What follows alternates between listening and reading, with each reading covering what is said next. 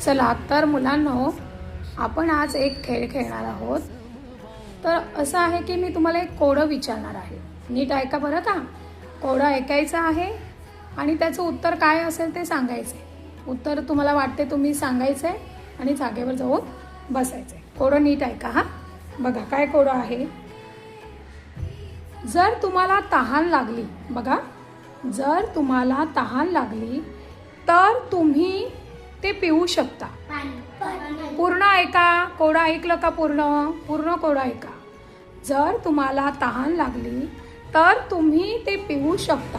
पुढे बघा, जर भूक लागली तर तुम्ही ते खाऊ शकता। तुम्हाला तहान लागली तर तुम्ही पिऊ शकता, जर तुम्हाला भूक लागली तर तुम्ही ते खाऊ शकता। जर तुम्हाला थंडी वाजली तर तुम्ही ते जाळू शकता। कळलं तुम्हाला? ओळखा पाहू मी कोण? सांगा बघू, कोण सांगेल? तुम्हाला तहान लागली तर तुम्ही ते पिऊ शकता, तुम्हाला भूक लागली तर खाऊ शकता आणि तुम्हाला थंडी वाजली तर ते तुम्ही जाळू शकता। प्रवीण, येते तुला? जागेवर बस। तुला पाणी कसं? मग तू पाणी हे करू शकते, खाऊ शकतेस? बस। विश्वनाथ, बघा कोणाला येते उत्तर? लाकडं जाळू शकतात, पाणी पण लाकडं जाळू शकतं, पण लाकूड आपण खाऊ शकतो का? नाही। मग पिऊ शकतो का लाकूड? विचार करा बस। सोनाक्षी, आ रहा है आपको?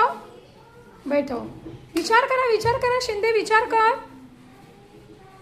जर तुम्हाला भूक लागली तर तुम्ही ते खाऊ शकता, तहान लागली तर पिऊ शकता आणि थंडी वाजली तर जाळू शकता। ओळखा पाहू मी कोण? बसवेत बस। नाही आहे तुला? शिंदे, विचार कर। तनिष, काय असेल बरं? तहान लागल्यावर पिऊ शकतो। पाणी पाणी तहान लागल्यावर पिऊ शकतो, पण भूक लागल्यावर खाऊ शकतो का? नाही। मग विचार करा। नाही येत? बस।